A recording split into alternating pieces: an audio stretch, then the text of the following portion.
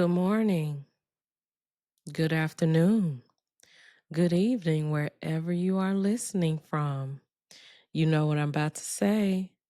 Did you miss me? Did you miss me? I hope you did because I missed you too. Wow. So, this is Unapologetically Tea Podcast, where I welcome you into my world. I tell true stories, things that has happened to me in the past and I'm still going through. And my prayer is that it will encourage you to tell your story because everybody has a story and who knows, your story could help someone else. And if you are coming back listening to my podcast and you've been here before, thank you so much for your support. I love and I appreciate you. You are the reason why I get behind this mic in front of this camera because I feel your love and I feel your support. So I thank you so very much. And I'm glad that you decided to kick it with your girl T. Okay, so make a church announcement. Make sure, hear me in the spirit, make sure you go follow your girl. I'm on all the streaming platforms. You can find me on YouTube, Apple, Spotify, Amazon, iHeartRadio under Unapologetically Tea Podcast. That is Unapologetically TEE, as you see in the bottom, podcast. And if you love me so much, I am on Facebook as well under Unapologetically Tea Podcast. I really want you guys to go ahead and follow me because I do upload content and also I upload inspirational shorts as well. And I would love and appreciate if you go follow your girl. It's been a minute. I know it's been a minute, but make sure keep that in your mind. Before I get into this episode, let me give a salute to the Scorpios. Today started Scorpio season. Yay, yay, yay. And from a Libra to a Scorpio, I wish you the best in your season. But I would have to say, us Libras this year, we shut it down. Not to toot my own horn, but beep, beep. We shut it down. We shut it down. Oh, wow. So today's title, part one of the Haven Chronicles, is called The Black Clueless and a Misfit. This episode is talking about my tenure at Whitehaven High School, one of the most predominantly African American high schools in Memphis, Tennessee, right off of Elvis Presley. And before I hop into this episode, I just want to take a moment of silence for my classmates that are no longer here. And I just want to acknowledge them at this moment. So please pause for a moment of silence for my classmates.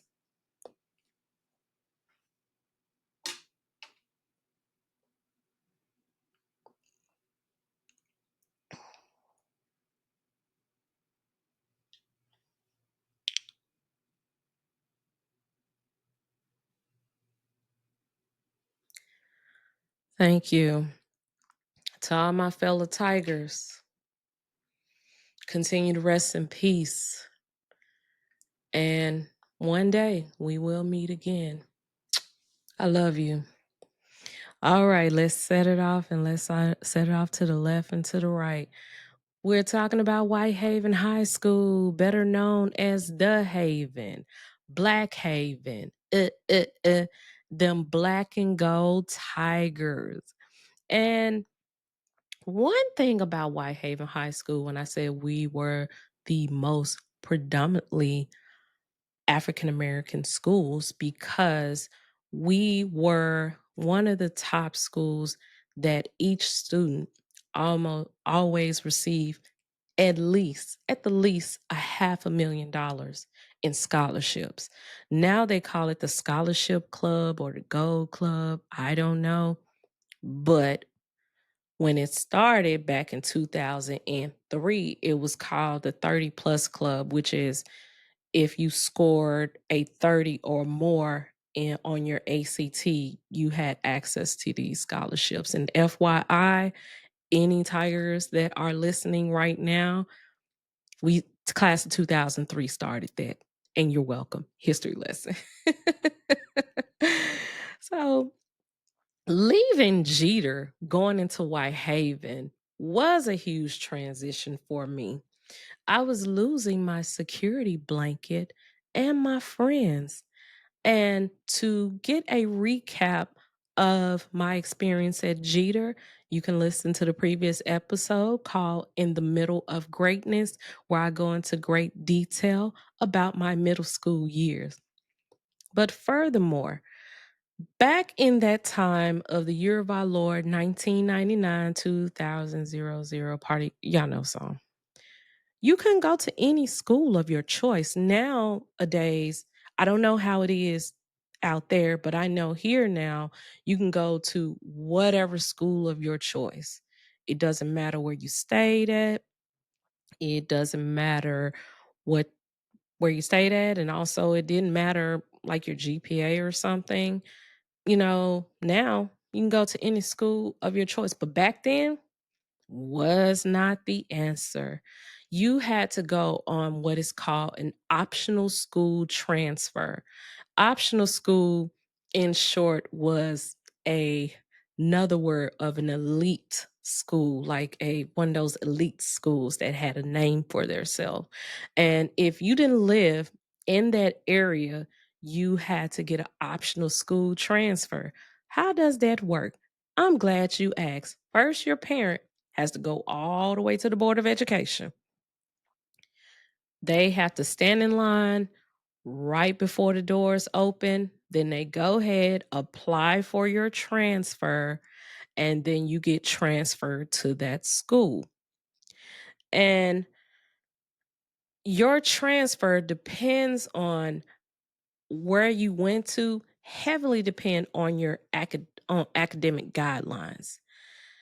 That was bullshit back in the day because you're telling me as a student, I supposed to stay here at this school,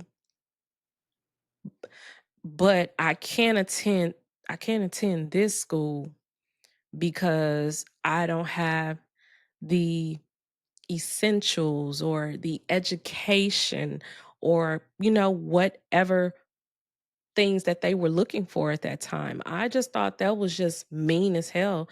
Now, and right now anybody could, go to whatever school.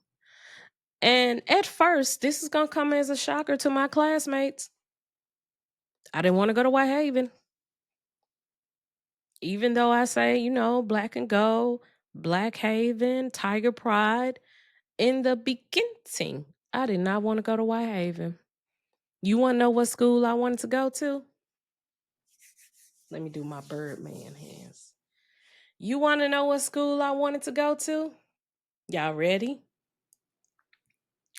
Overton High School. That's where I wanted to go to. Overton High. And Overton High is one of the most predominantly performing arts school. When you think of Overton, you know that movie Fame where they just break out dancing and acting, that's Overton. So I actually wanted to go to Overton High School, but that was no. And the first day I walked in, August of 1999, I was walking into the doors down the hallway, and what scene played in my mind was the scene from Clueless. If you have not seen Clueless, I think it's on Netflix. Please watch it. Good movie. So it was a part of the movie where Cher was taking Ty around, who was a new student, an outsider who I could relate to. taking her around the school, her and Dion, and she see all these different people. Some got cell phones. That's how long back in the day. And she was telling them about these different cliques. That's how it felt to me when I walked into Whitehaven. I said, "Oh my God, I am in the black version of Clueless. Y'all don't understand. You don't understand." I never seen so many designer labels in my entire life. I'm walking down the hall, I'm seeing Coach, Christian Dior, Louis Vuitton, Burberry, and I'm like, where did these designers come from? For me, designer for me was Baby Fat, Tommy Hilfiger, and Fubu. That was designer for me. But just I remember vividly, it was this guy that literally had a Louis backpack on. I'm like, okay. Okay, I'm not gonna fit in here. I'm not gonna fit in here. My parents don't make that much money for me to get designer things.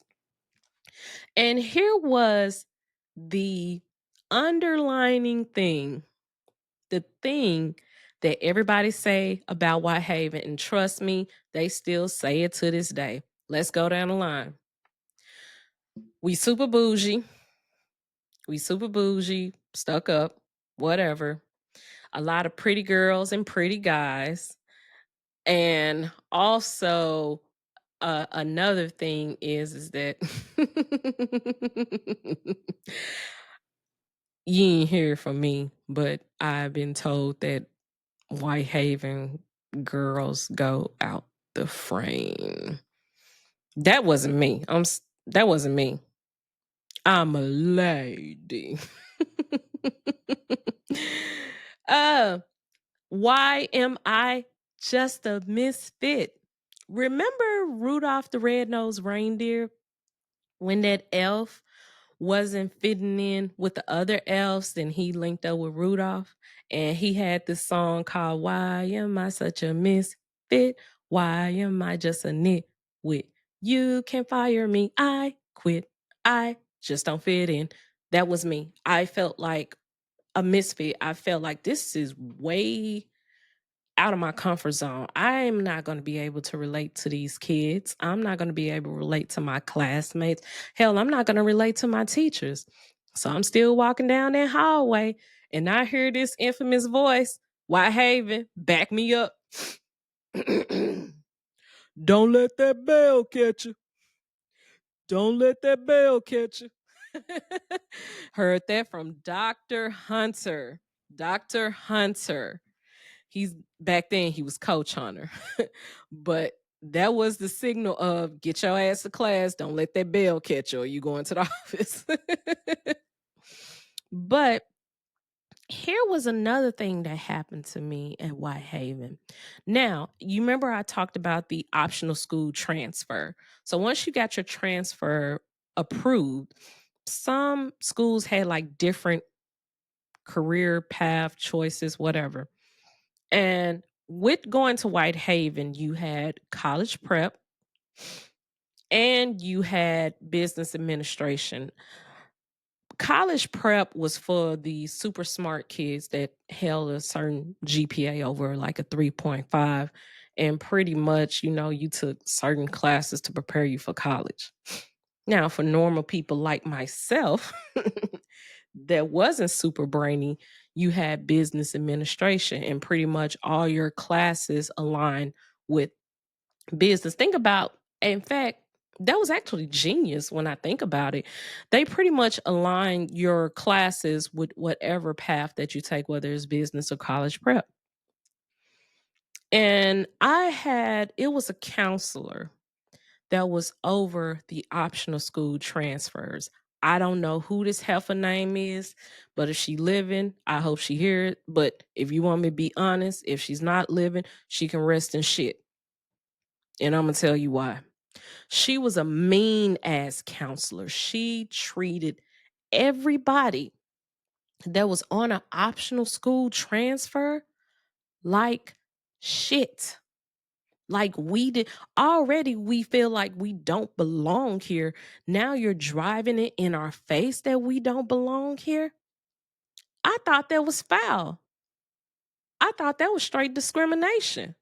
Just because I don't live in a certain zip code, that doesn't reduce my value. And she made it painstakingly clear. If you don't pass this test, and if you don't take this, you're gonna get kicked out of Whitehaven. You're gonna get kicked out of White. Like she treated us like crap. And like I said, she's still living. Great for her. Hopefully she changed her ways. But if not, I hope she rests in shit. And those are facts. And I just felt so much pressure. Like I need to succeed. And we had to pass 2 tests. We had to pass the TCAP and we just had to take the PSAT. We need to pass it in order to stay in Whitehaven because Whitehaven High was already overcrowded. It like over about 300 students, so it was already overcrowded. But she made me feel like a complete failure and show you how disrespectful she was in the orientation. She just straight up told the parents, "Yeah, they're on an optional school transfer, but they have certain guidelines, and if they don't follow these guidelines, they will get kicked out." Which counselor says that? You know what that does for a child that already feels out of place? And counselors, please don't do that. Please don't do that. That's not right. Treat all your children the same. Treat all your students the same. Even though they have different stories, different backgrounds, different homes, treat all of them the same. Because the world is already judging. You don't need to be a part of the problem, just be part of the solution. Hello, somebody. Enter Mrs. Long. As I said before, I took the business administration path. I didn't really know about business that much. I was dead set on being a journalist. Claudia Barr, Soledad O'Brien, Brian Gumble, all the greats. That's what I was dead set on. Yeah, yeah, yeah. I'll do business administration. Just get me in Whitehaven, but I don't want to, I don't care about it. Mrs. Long, Miss Gwendolyn Long, I can see her to this day. She came in with this short haircut and she had this really, really big smile. And I took introduction to business. I didn't know anything about introduction to business, but she taught me so much where I end up still using these practices to this day. You know, some of the things that she taught me? She taught me how to do a resume, and I actually had to type a resume. Not know, oh, I go on a computer, control alt delete. No, I had to use a typewriter where if you messed it up, you could scrap that paper.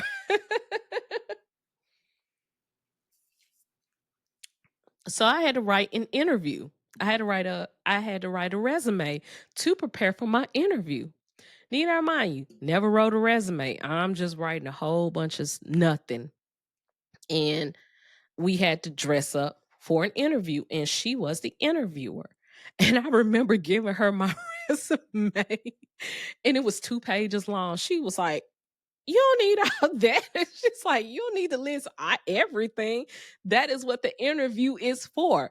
Your resume is just an introduction. The interview is the interviewing get to know you, the interviewer getting to know you." And I remember I think I wore a white button up top and some black pants. And even when I was in an interview, she told me to sit up, look the interviewer direct in the eye, ask questions, answer questions, and don't be so long winded. But one thing that Miss Long did for me in my first year is she was the mothering spirit. She was my peace. She was the person that says, I don't care where you came from. I'm going to help you. And also, sidebar, my Jeter crew took her class. And I can see it to this day. It was like separate but equal. So Jeter was on one side. It was only a couple of us. John P. Freeman was sprinkled somewhere, but the other side was Haven View, or as they call Haven Zoo. And we was just facing each other, and Haven View was cutting up. The students was cutting up sideways. And you know what we did as Jeter students? We sat there and listened to her and learned. We was very much well behaved. And everybody didn't know we went to Jeter. So when we got up and introduced ourselves, this person get up and like, yeah, my name is such and such. I went to Haven View, blah, blah, blah. My name is such and such. I went to John P. Freeman. So it's back and forth. Then it came to us. And I said, well, my name is Tiffany Lloyd at the time. My name is Tiffany Lloyd, and I am from the mighty, mighty, mighty Dragons, Jeter Middle School. And the class, like, oh, y'all ghetto, y'all this. And the rest of my friends followed right along. And I remember Miss Long, I think it was like the second week, we were so well behaved. We acted like really well behaved students. We came in to learn while everybody else was bullshitting around. And I remember Miss Long was saying, "Oh, who is your principal?" I remember her asking me, "Who is the principal over there at Jeter?" I said, "Well, the principal over there, her name is Dr. Cross." And she said, "Okay, I'm gonna write her a letter." And I'm like, "Uh-oh, write her a letter about what?" We ain't do nothing. And she's like, "I'm gonna write her a letter telling her how well behaved you students are." And I'm like, "What? What?" Like people had already formed their opinions about us from Jeter, that we're ghetto, that, we're not that smart. We can't carry a normal conversation. But we went over to Whitehaven and flipped the whole narrative, flipped the script. And with being in Miss Long's class, definitely gave me a confidence boost. So I want to look into the camera and I want to say, Miss Long, Miss Gwendolyn Long, thank you so much for being my school mom. And anytime that you encourage me, you encourage me. Anytime that you wanted to correct me, you correct me. And I never thought in a million years that I will be in the business world. And as you see back here, Miss Long, that's my MBA.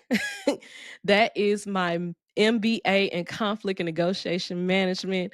And I graduated top of my class, and I still use those values to carry me on and actually carried me through grad school. So, Miss Long, I love you. And on behalf of the students at Jeter Middle School, we love you and thank you for accepting us at Whitehaven. I'm not going to tear up.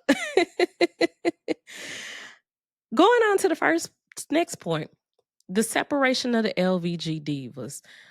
Well, here's the LVG divas, which is me, my homegirl Allie, Natasha, Misha, and Sinitra.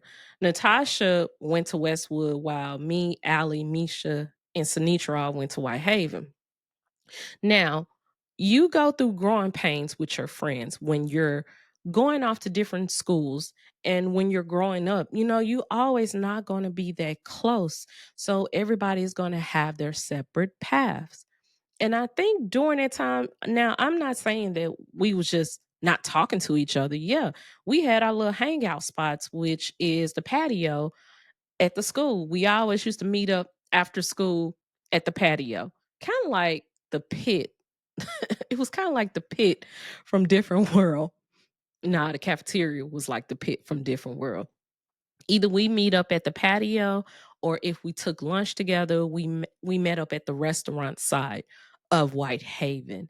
But at that time, we just kind of, found our place somewhere else. And we were, I'm not saying we wasn't tight, but we was just kind of trying to find ourselves. We still remain tight, but we just went our separate ways. We're trying to discover ourselves. But for those who knew me at Whitehaven, when you saw this person, you saw me. If you saw Sinitria, you saw me. If you saw me, you saw Sinitria. We was like, we was like the baddest duo. Like, mine, we got some stories. Shout out to my girl Sinitria. We got some stories for your ass. But that is a lesson. Like, we never, lost the core of our friendship. It's just that we went our separate ways trying to see how we can fit into this school and fit into this world. But at the end of the day, we always come together. And I think that is the power of friendship, acknowledging and also respecting your friends going their separate direction. But if you have the friendship, the core of your friendship intact, then you're fine. So I know it came out harsh, separation of the LVG divas. It was harsh, but I was saying that we all went our separate ways. But we at the end we all came together. Y'all ready for this next section? Remember I said I was looking for love in all the wrong places? Well, let's set it off to the left and to the right. As I said in my previous episodes, back then I suffered from low self-esteem. I know you looking at me right now and you're saying to yourself, how, girl, you actually look really gorgeous. These are all my natural features. No makeup, as you see, no makeup, glasses. But when I looked in the mirror, I didn't feel pretty.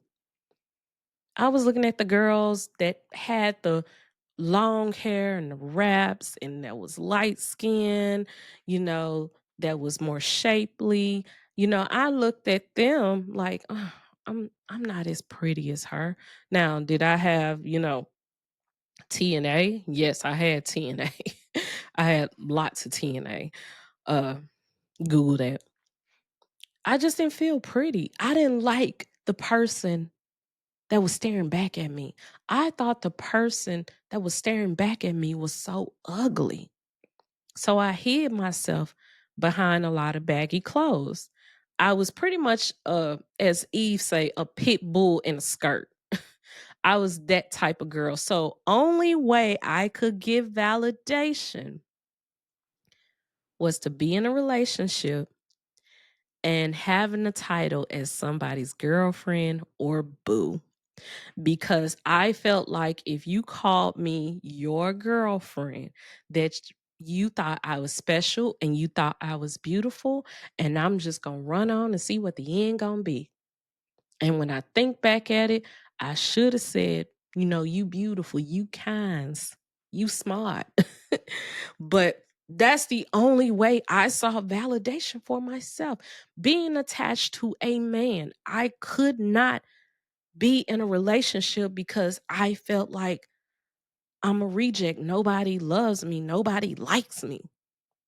And I always had to attach myself to somebody. So, looking for love in all the wrong places, let's go down the list.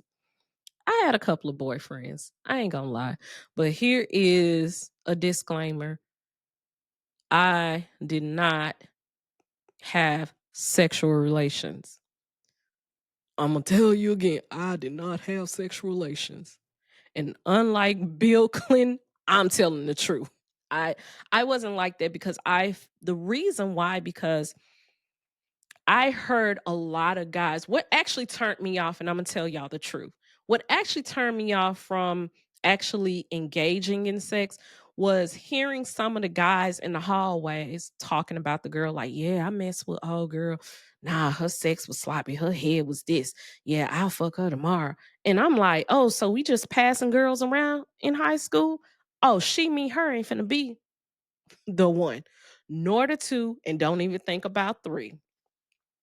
And I didn't want to go down that path, and plus I was more conscious because I know when you have sex with somebody, whether you having sex, making love, or whatever, those are soul exchanges.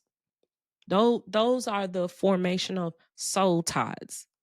I know that for a fact. So I didn't want to go that deep. And plus, like I said, like I'm Shanae, I'm a lady. My boyfriends.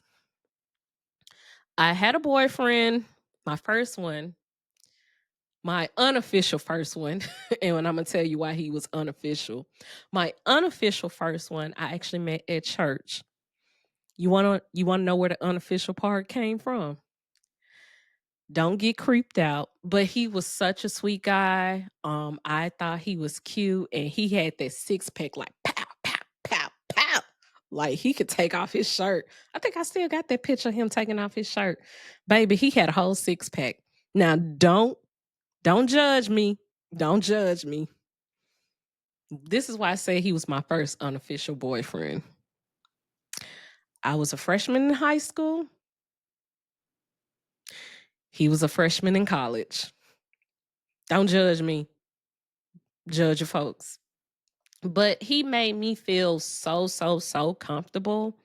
But at that time, when I was looking for love in all the wrong places, I was not right within. I was a terrible person. I was a narcissist.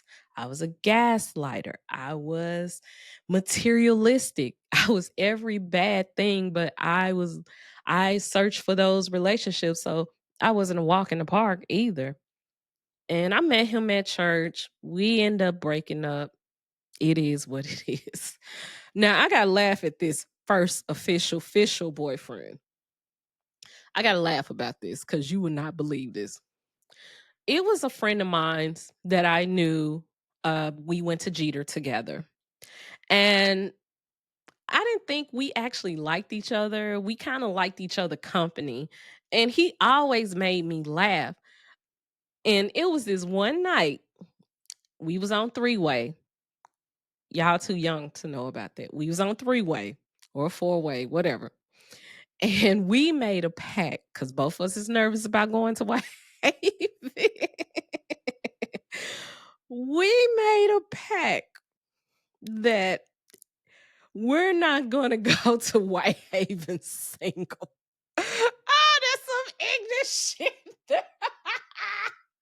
we we made a pact not to go to Whitehaven single.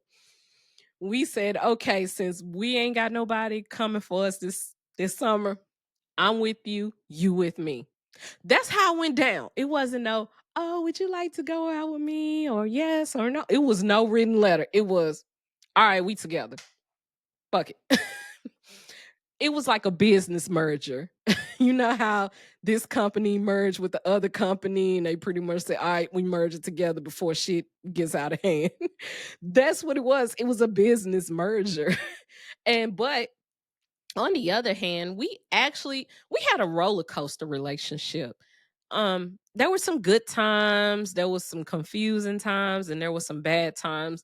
And we eventually broke up, but I don't know. It was just he just kept being around, and I liked him being around me because he was just super funny, and no matter how mad I got at him to the point I wanted to choke the shit out of him, he will always make me laugh.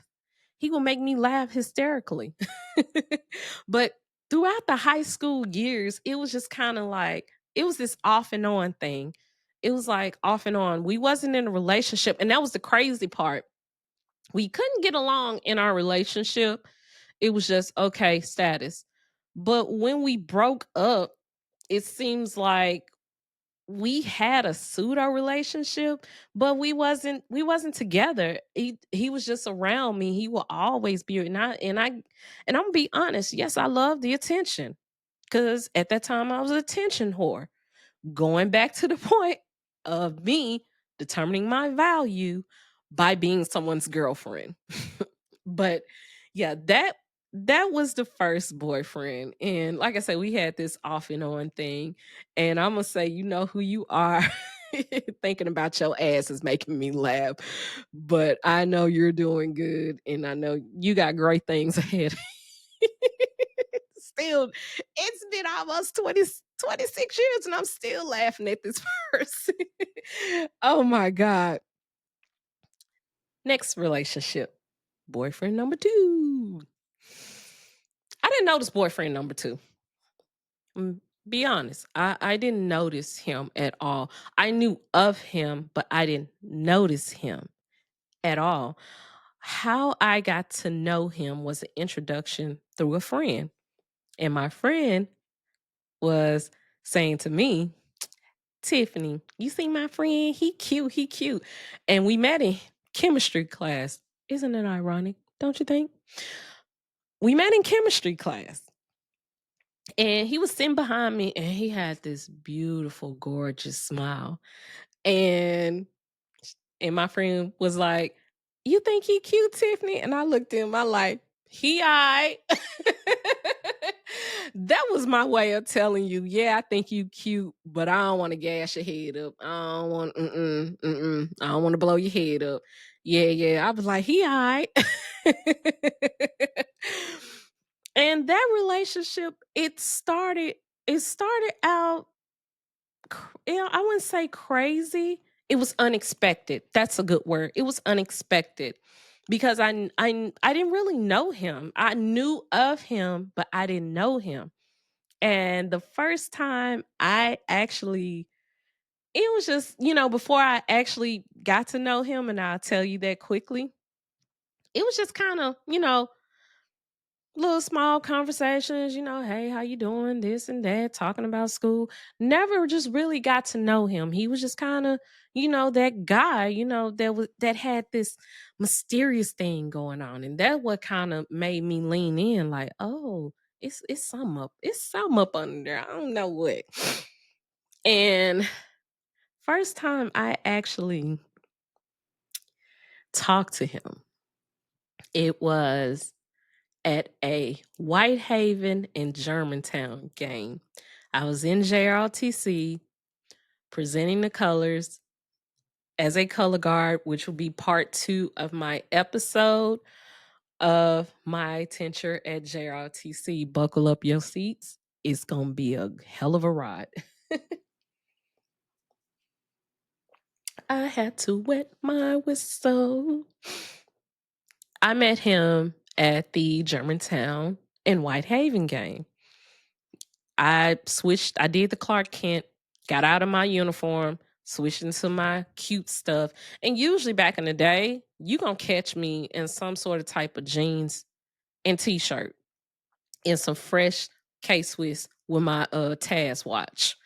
That's what you're gonna catch me in, regardless. Cause like I said, I didn't feel good about how I looked. And I was walking out and he was on his phone. And I remember seeing him and I said, "What's up, big money?" And he looked at me, he smiled, and we just started talking and smiling. And he was actually, and this is what made me do the that really caught my eye.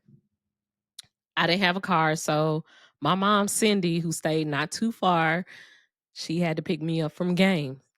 And show you how bold he was. He walked me to my mom's car because we were just walking and talking, casual conversation. And I don't even remember what we talked about because I was just caught up in the rapture of love. I was just gone, just looking at him, just staring at him. And I'm like, okay, I think I see a little something, something. I see what my friend talking about. And once again, official boyfriend number one. It was that pseudo thing where he kept, I can't even explain it. What the hell we had. It was just kind of like off and on, off and on, off and on. But at this time, I was not paying attention to him because I felt like, okay, this relationship ain't really gonna go anywhere. It's just gonna be the same. So yeah, we can flirt in and out, but I'm actually trying to look for something stable right now. And we talked a lot. The first time I can laugh about this because a couple of years ago I couldn't. I couldn't even stomach to even talk about some of this stuff. And the first time we actually decided to get together was at my friend's sweet 16 birthday party. Oh, what a twist. Y'all ready for this? Their birthdays fall on the same day. So I got invited to this hotel party. It was the Heartbreak Hotel that's no longer there, right across the street from Graceland. I got invited. I'm like, okay, I am ready. She, me, her is ready. I walk through the door. I see him. And I don't know that aura, that glow, like Charlie Murphy said, the aura I see. And it's like even though the room was dark, he just stood out. And I'm like, God damn, he is fine. Maybe it's the lights, but he is fine. My friends decided to pull me over to the side. One of my friends invited him because she saw that something was progressing. So she thought, okay, let me go ahead and push it forward, invite him to my party because I know Tiffany is coming. So I'm feeling good. My other friend, though, didn't know I was pursuing this guy and invited my first boyfriend. I'm like, I said, you gotta be shitting me. And y'all decided, and because we didn't have cell phones, so and you couldn't talk during the day. So I was like, so y'all decided. I said, we was at school. You didn't think to check the guest list with me, but I know it was their party and they didn't, they didn't know that I was trying to get with this guy or whatever. Only one friend knew. And I said, "Oh my God, this is not gonna be that night." Because I knew my first boyfriend, if he would have saw me with him, he would go hamburger and cheese. And that's the crazy part. We were broken up, but he would go hamburger and cheese with extra bacon. Ah. Me and my soon to be second boyfriend, we're up there talking, having small talk. No lie. Anytime the door opened, now everybody know what's going on. Everybody know that I'm, caught in between, that, they didn't know I was trying to get with him. They just knew that it was something brewing. But, they know of my first boyfriend and how he gets down. Anytime the door open, like it could be a party, everybody dancing, ooh, woo, woo. Soon as that door open, everybody on mute. That's what happened. It like everybody was stopped in their tracks, like they were anticipating, a telenovela, soap opera, whatever. And it kept happening over and over again. I ended up asking my friend, like, okay, did you invite this dude? And she was like, yeah, he said he was gonna come. I'm like, you know what? At a certain point, I said, you know what? Fuck it. I'm done. I'm done with this dude. Look, if he comes in, see me, oh the fuck well. It is what it is. um so we end up dancing to Cisco Incomplete. And the thing that had my nose open, where you could see my thoughts, my aspirations, and my dreams, he could sing.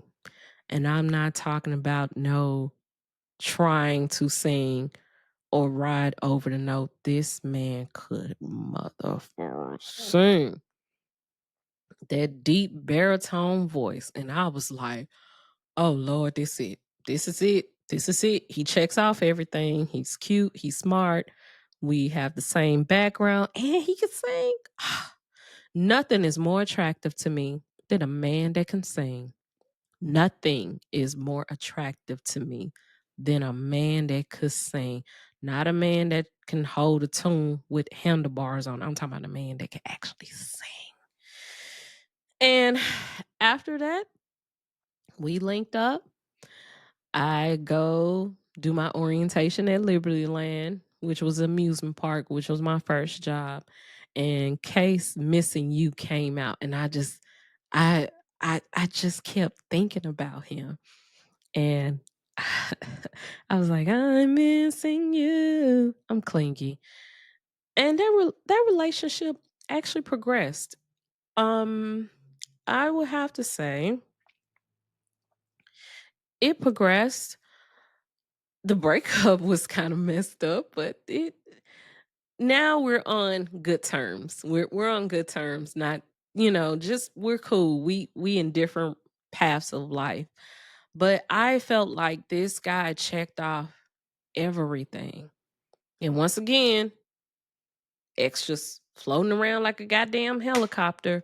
And since I'm time is about to be up, I'm gonna tell you a story. What is a good story? Okay. Okay. It's funny. As they say on R&B Money, here's a story that could be funny or fucked up, but the key thing, you can't say no names. All right. I think I got a story. I think I got a story. This one story. Me and my current boyfriend was out on a date. We went to the movies. We had a great time, and we was standing outside just having small talk. Just having a little small talk. I get a call because, like I said, this is a year of our Lord, early 2000s. Let me put a pin there. Let me put a pin there. This was a year of our Lord 2000. And what happened is, and parents and kids, well, if you're parents now, you can testify if you are, when I say this. When you had cell phones, you had daytime minutes where it's life, limb, or eyesight. You don't you don't use up your daytime minutes, because if you did, you get charged a hell of a lot of things. You only use your nighttime minutes, which was unlimited, after 7 p.m. After 7 p.m., you can call everybody in the city. But before 7 p.m., hey, and this is exactly how I went. Hey, yeah, what you want? Call me after 7. I ain't finna use up my minutes. Those are facts. And so we're standing outside having a little small talk. My cell phone rings. It was a mutual friend. That person called me and said, "Hey, what you doing?" I said, "Well, I'm actually out on a date at a movie theater." And this person was like, "Oh, okay. Well, you enjoy your night." And he said it kind of like in a snarky tone. I'm like, I'm looking at the phone like, what the hell is going on? And we standing outside. This mutual friend pulls up with one of my past boyfriends. It was like a fucking movie. He pulls up and he slides the car door open and hopped out. He hopped out and told my dude, he grabbed me by the hand and he told my dude, yeah, so I gotta talk to her. I gotta talk to her. And that was interesting. So it looks like we are wrapping to a close. I will say one thing. I'll talk about it in the next episode, since we're wrapping into a close. Some lessons that I learned: look deep before you leap. Before you go into any situation in life, always look deep before you leap. Research, think it through, weigh out the pros and cons before you go into any situation. Look deep before you leap. Be aware of smoke and mirrors. Everybody got two sides to them. You got your professional, you got this side, and you got another side. But if somebody is portraying this particular person and it's not matching up to what you experience away from everybody, that is a smoke and mirror. So be aware of those. Is a lot of sheep, is a lot of wolves in sheep clothing. Thou shall not spin the block, please. PSA, public service announcement. Do not spin the block. Just take that with you and let it marinate on it. The blessing is in the ending. When I talked about my relationships, some of them has ended prematurely, and me being a very forgiving person and giving them chances and more chances and this chance and that chance, like chances out the frame, I felt like, okay, everybody deserves grace. But anytime I gave that person a chance, they end up crossing me twice, and it hurt the second time. First time it was just a little bruise, second time it hurt like hell. And for my misfits that is in high school or as old as me, unique people don't follow the crowd. They become the movement. Unique people don't follow a crowd. They become the movement. And I did not learn that until years later. Yes, I was unique. I wasn't like all the other girls from Whitehaven. But now, where I'm at right now, I'm the fucking movement. So don't let nobody discourage you if you know you're different. You're unique. You're not supposed to follow everybody else. You become the damn movement and everybody follow you. Can I get an amen? Amen. Well, thank you for listening to me. I hope we went on a great journey together. I will be coming out with part 2 of the Haven Chronicles, and it's titled Who You With? And I'll be talking about my time at JROTC. And once again, as I always say, you have the right to tell your story, my love.